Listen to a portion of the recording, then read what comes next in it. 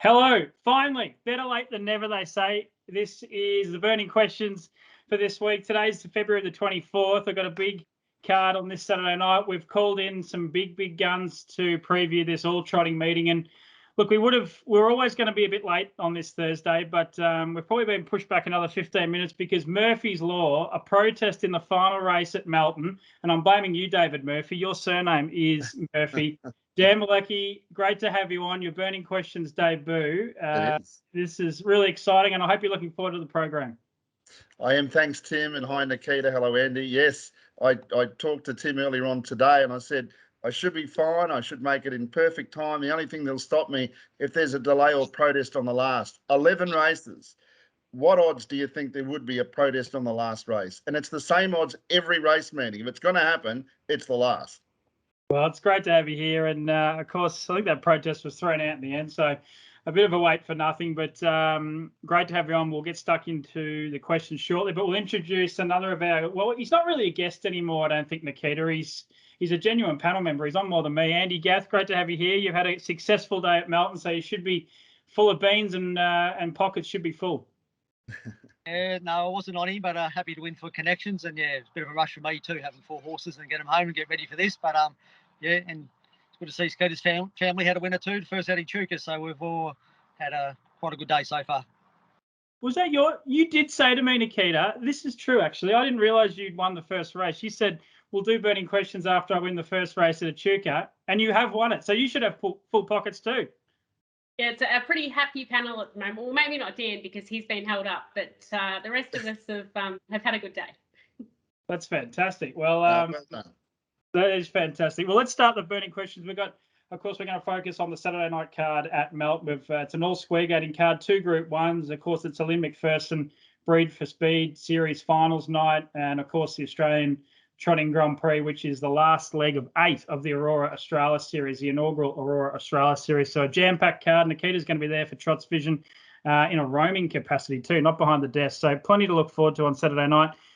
Dan, you haven't been on before, but we're jam-packed with sponsors, so bear with me. Whether you are celebrating a win or shoveling in the stables, you want your staff to look their very best. And you can do that with uniforms from Hip Pocket, Workwear and Safety. They have you covered for clothing, protective equipment, and plenty more. Check out hippocketworkwear.com.au. There's stores everywhere, 2 or 3 in Ballarat, 1 near me. So no doubt they're doing well on the back of the Burning Question sponsorship. We might start with our special guest first, Dan. The very first question relates to race 4 on the card on Saturday night. Will experience come to the fore in the 3-year-old classic? Look, I've tipped Everybody Loves Kenny. I presume that's where you're looking to, and I think so. But it's almost a process of elimination race. There's obviously a debutante that I'm wary of, but Everybody Loves Kenny. He's competed in all the major finals, so he gets there, and he's not far off the best. But for a $30,000 race, he's not going to get a better chance, I don't think, to break through. So yes, I'm with the experienced runner. Everybody Loves Kenny. Would I put the house on it? No. Would I put any single room in the house on it? No. But maybe the second barbecue or an old tire or something like that. I think he can win, obviously, but he doesn't look like he's going to be much value. No, that's right. And of course, it'll be great for Damien Burns, who's going great guns with a small team just out the road for me here at Snake Valley. He's got Everybody Loves Kenny. Andy, which way are you leaning here? You're a master of the trotters. These are up your alley these nights, all square gating cards. This 4th race, a tricky one. We've got Kiang Duchess, who we've only seen at the trials. Is it experience, or are you taking a chance on a horse that we mightn't have seen the best of yet? Yeah, probably a little bit with Dan. Again, it's not a great field for a $30,000 race, and it's going to be a birthday for one of them. Everybody Loves Kenny. Like, he's performed well, but he's only ever won the 1 race, I think, out of the 19 starts. So his percentage of winning isn't that great, and he is drawn a little bit wide. Would have liked to see the Kiang horses a little bit shorter in the market to see if they were winning chance, but they've sort of both drifted in the market, so they're probably out of it a little bit. But yeah, tricky race. Yeah, I couldn't put you off anything in the race, but I think going forward, some of these might develop a little bit more for a little bit more experience. But of the exposed form, I think the ones that have sort of won races are probably going to be the ones to beat. What about you, Nikita? It is a very tricky race. You framed these questions, so this is on you. Which way are you playing in race 4 on Saturday night? Yeah, I write the questions and I probably should make them a little bit easier for us all. But yeah, look, I'm with everyone else. I think it's considering it's a Group 2 race, yes, it's not the strongest field you will see. Obviously, some lightly raced horses. And yeah, I'm going with Everybody Loves Kenny.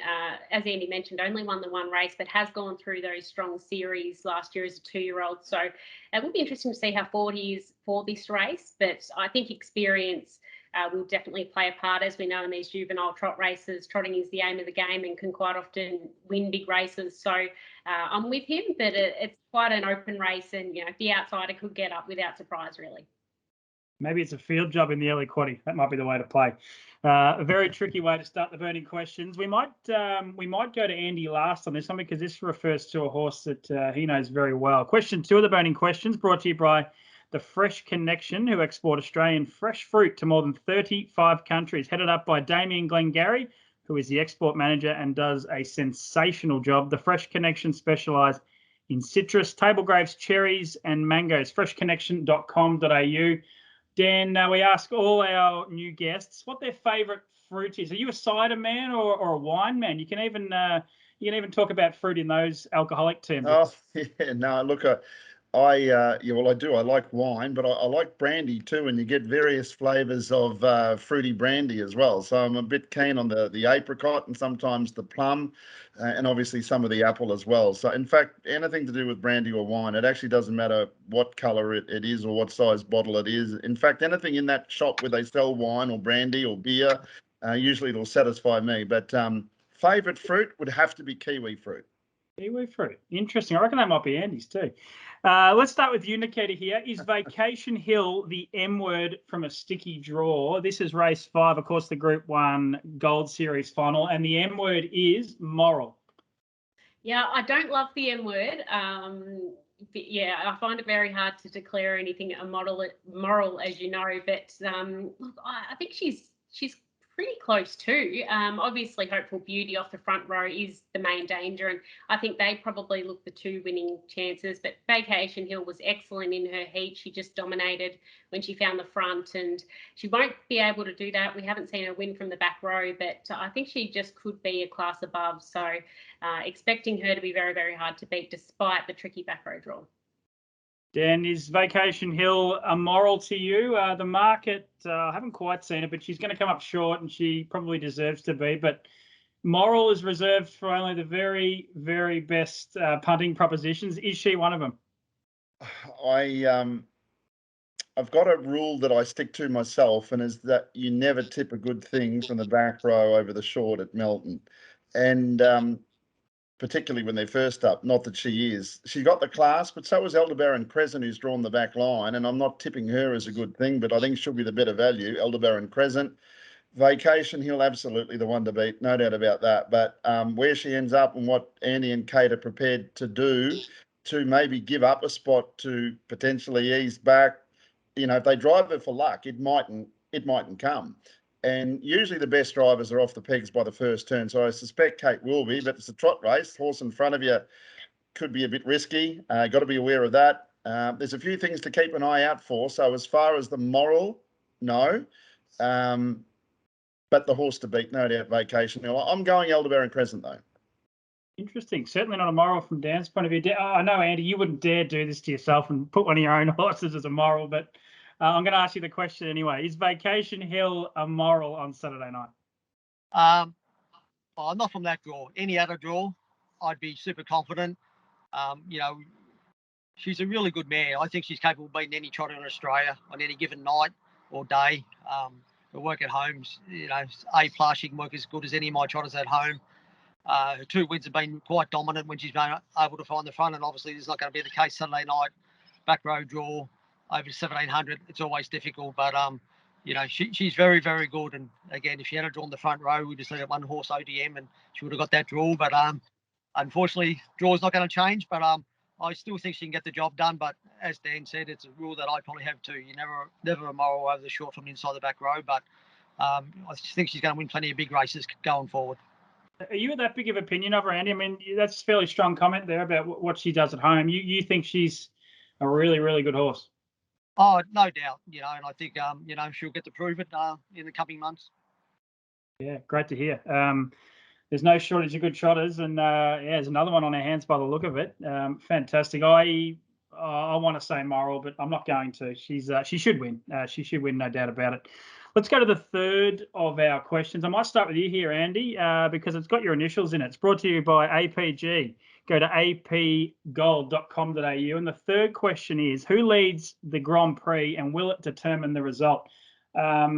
Fascinating front row, a fascinating race, a great race. It's the final leg of the Aurora Australia Series. You've got Majestuoso 2 points clear of I'm Ready Jet.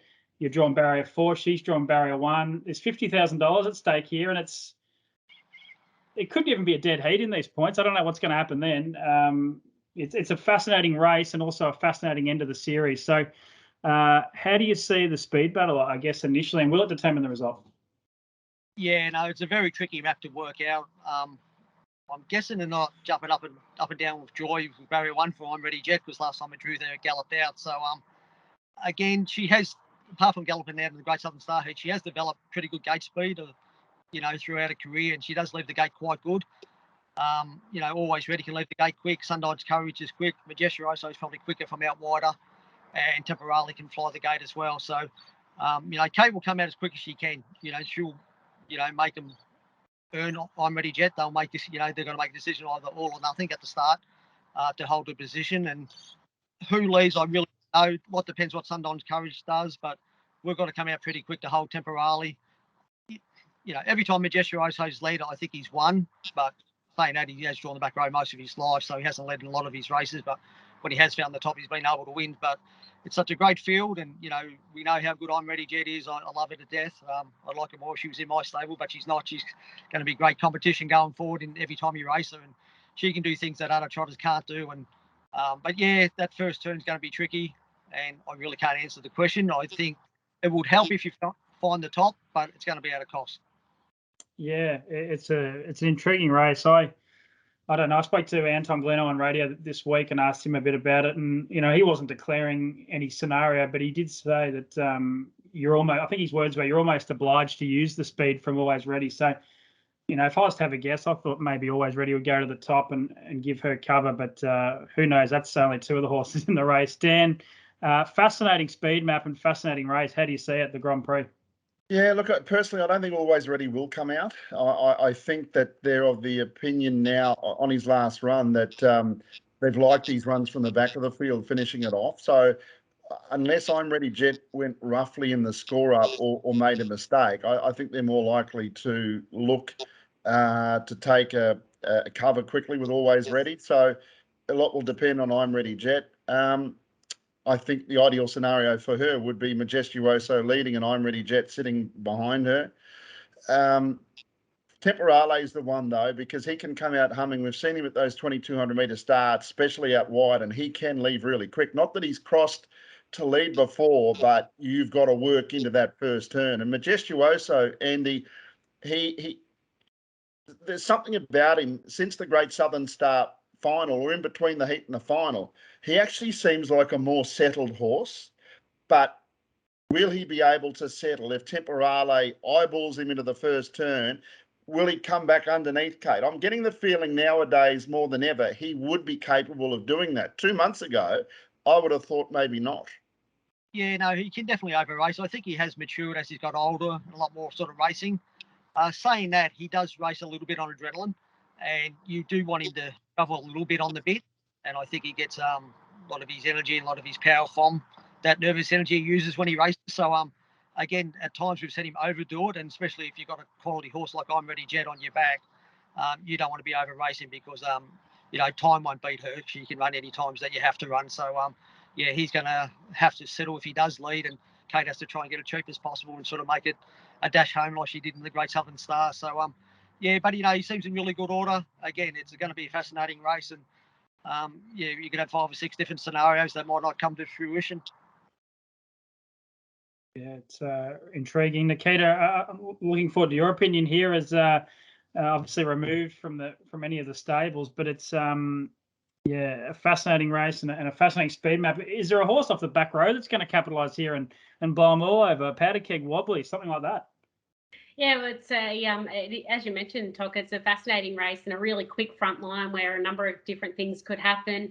I tended to think that Always Ready might run a little bit of cover for I'm Ready Jet. Just let her balance up and work forward. And as Andy said, she's really developed her gate speed as well, and she looked like she was going to commence really well in that Great Southern Star heat until, of course, as we know, she made the mistake. So I tend to think Majestuoso may not find the top from pure speed. It might be that he's got to work forward and sort of be handed up too. But yeah, Sundown's Courage is probably the key from where he's drawn and what they decide to do with him. And Temporale again could fly the gate. So yeah, I think both I'm Ready Jet and Majestuoso neither have to lead. They've both shown us on a number of occasions that they can do things that a lot of other horses can't. So I think both of them don't have to lead to win, and they can both absolutely win the race. And they look probably the two, but it's quite an open race, I suppose, outside of that as well, and it's going to be an exciting one.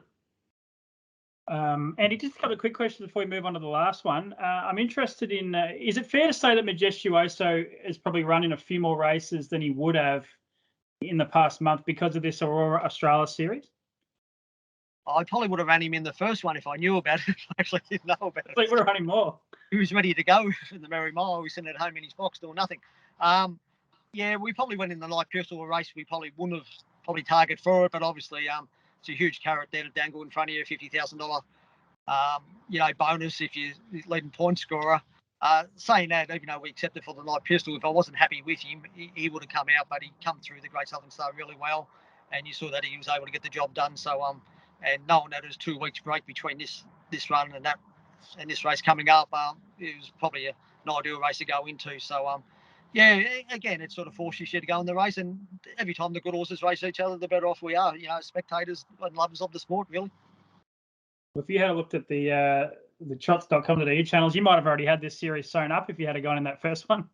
Yeah, but it wouldn't be as intriguing going into this last round. We appreciate it at the media team. Thanks very much. And just a quick word on Tornado Valley. He goes around in race 6. He's drawn the outside of the back row, barrier 9. How's he going? And how much more are we going to see of the old bloke? Yeah, again, we take it each run, each time, and assess it each time. He seems in really great order at home. He's in magnificent condition. He looks well. His work's been really good. So he gets a winnable race. I know we've bypassed a big race, but lucky enough to got the same owner that we can do this. And yeah, he's got a great opportunity to win Saturday night, and just be we'll just keep ticking him along. And we know he's not quite at the level that he used to be at, but he's still more than competitive, and he loves being in work. He loves racing. So yeah, we'll just keep playing it by ear. But at any stage we think he's going to be well below his best, we'll just be pulling the pin on him. The last of our burning questions is with thanks to Falvo Fruits, specialists in table grapes since the 1960s. Michael and Josie Falvo are keeping the tradition going, and everyone loves their grapes. Keep an eye out for Falvo Fruits. You'll know you'll love them. We might go to you, Nikita, given you wrote these questions, and they're very tricky. We aim to answer them all. I don't know if we are. They're that hard. Just how good is Interview, and can we trust him back at headquarters at Melton? He's going around as horse number 1 in the last on the card, race number 9. Well, as one Jay Bonington says, Tok, they're burning questions. They're not meant to be easy. So, look, I think if he trots, he wins Interview. I think he's a really talented horse. That win 2 starts back at Melton against the stablemate, who I think is a nice horse in himself, was excellent. So, obviously, at Terang made a couple of mistakes. Back to the bigger track. Yeah, I think he's a really nice horse. Barry 1's a little bit interesting. It's, never ideal for a horse that has had some issues. But yeah, I think if he trots, he's the best horse in the race. Dan, no doubt you've been impressed by Interview when he does it all right. I guess that's the big question here. But what's your opinion of him? How good is he? Is he destined for some really good wins in the coming months? Yeah, look, I do think so. We've seen that ability, so I think we can expect it. I tell you one thing, he is a beast. There's plenty of him. He's about 15% bigger than a normal horse. He'd break the scales when he got on it. Look, he could afford to give away 50 metres and win this race. I know that sounds a bit arrogant, but it's the opinion that I've got of him. And yet I couldn't back him. Even though I think he's 50 metres better, I could not back him because he could just get it all wrong. One thing he did do, which I find a little bit of confidence from, or get confidence from, is that when he won, it was late in the night and it was under lights. Often that's something when a lightly raced horse can have a problem with and they get fired up going under the lights. He actually seemed to handle it not too bad. So that's one little tick there. It's a very simple equation. If he trots, as Nikita said, if he trots, he wins. I think you're right. We should have almost put the M word question in alongside his name too, Nikita. Andy, your opinion on trotters is as important as anyone's in the country. How good is this bloke? Yeah, no, he's very good. He's a magnificent specimen. Like, I'm always sort of stable close to Anton's horses, and walks past you. He's just a mammoth of a horse. He's just so big, but he's still a long-term horse. We're still 6 months, 12 months away until you see the best of him. But for sheer ability, he's got. We look back in this field in 6 months' time and see where he is and where the others are. He'll be well ahead of them in his development, in his career. In 12 months' time, he might be going around a race like the Grand Prix. Who knows? He's got plenty of ability. He just needs time. He just needs to learn the ring craft. But he's just built like a machine, and I'm sure he's going to have a great career. When it happens, I'm not sure when it will, but it will happen sometime. And I couldn't be backing him from barrier 1 over the short. I think he'll get crossed anyway, but he's clearly the best horse in the race. Yeah, he definitely is. I think I had a quick flick through the form before, and of all the other horses that are very well exposed in this race, I don't think any of them have broken 2 minutes for their mile yet, and he's already done it. So, I mean, I think it's as simple as if he trots, he wins, and even if he doesn't trot all the way and makes a mistake, I'm a bit like Dan. I think he can still win. So, he's a big talent and a big chance on Saturday night. Best bets time. This is the I guess some people fast forward through it all and go straight to the best bets. Andy's been in great form. Couldn't get Ember home, unfortunately, last weekend. I got lucky because you gave me Vintage Cheddar, so I'm thankful for that. He was very good. Bit short for the punters, but we might start with you, Dan. I'm really looking forward to you making even more of a name of yourself in this great game with a winning debut on Best Bets on Burning Questions.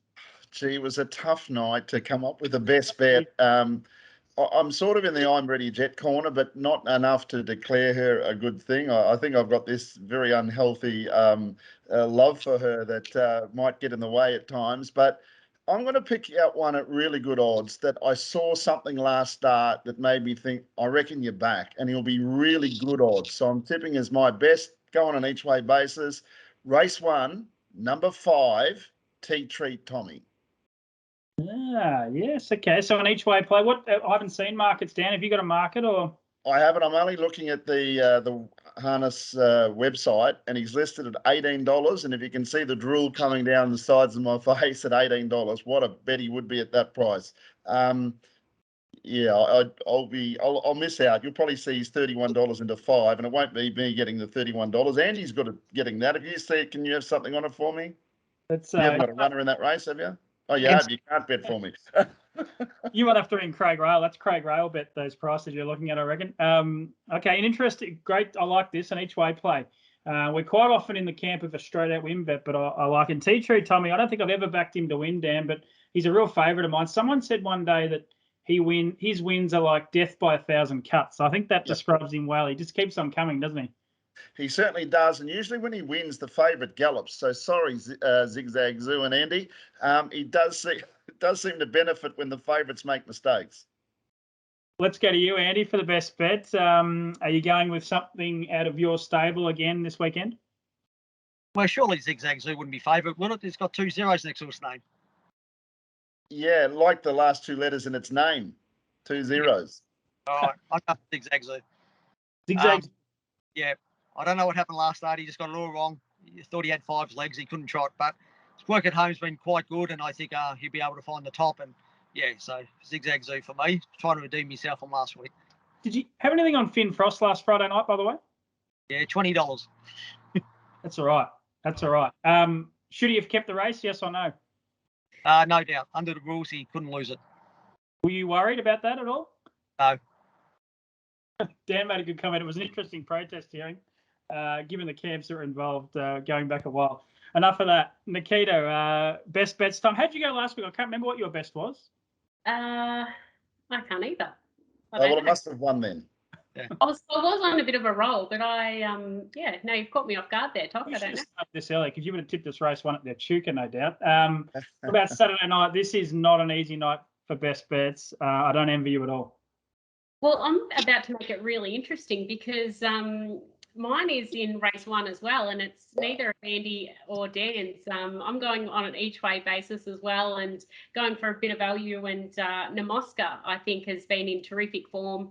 Obviously, a couple of starts ago made a mistake, but all around that has been absolutely flying. Second row draw, you always need a touch of luck, but I just think the horse is going really well. So I've got an early market here, $10 and $3.20 for Namoska. So I think on an each way basis, that looks a good bet. And I can confirm Tea Tree Tommy 11 and $3.30, Dan, and $3.50 favourite for Zigzag Zoo.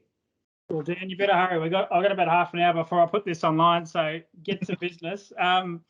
My best bet, I'm going to go, see Dan's gone on each way. I'm going to go a multi here, and I reckon, I'm not going to call this a moral multi, but it's close to it. I'm going to go, I don't know what prices you got, Nikita, here, if you've got them in front of you, but Vacation Hill to win, and I'm going to go with Interview in the last. Can we get $2 or somewhere thereabouts for those two? Vacation Hill $1.85 you can get. Oh. And Interview $1.70. Oh, this is a big multi for me. Those two to win, and that'll cap us off. I've got to wait all night, but that'll be the way to go. Dan, really appreciate you jumping on. Burning Questions, fantastic to have you on. It's time for a brandy, and it's also time for the W word. There's 2 dogs next to you, I reckon. We're not allowed to say the W word, but can we say it now? Their ears have just pricked up. You don't know what you've just done. If I'm going to back out, well, I can't now, but yeah, we'll go for a walk, and the brandy might have to wait an hour. Fantastic. Thanks for coming on. Thanks, Andy. Really appreciate you jumping on again. My pleasure, guys. Great to catch up. Great. And thanks, Nikita. Good luck on Saturday night. Can't wait to see you in your new role, roaming Nikita on Shots Vision. It's going to be a lot of fun. See you guys. That's Burning Questions for February 24. Good luck, and hopefully we've found you some winners. Jason Bonington back this time next week.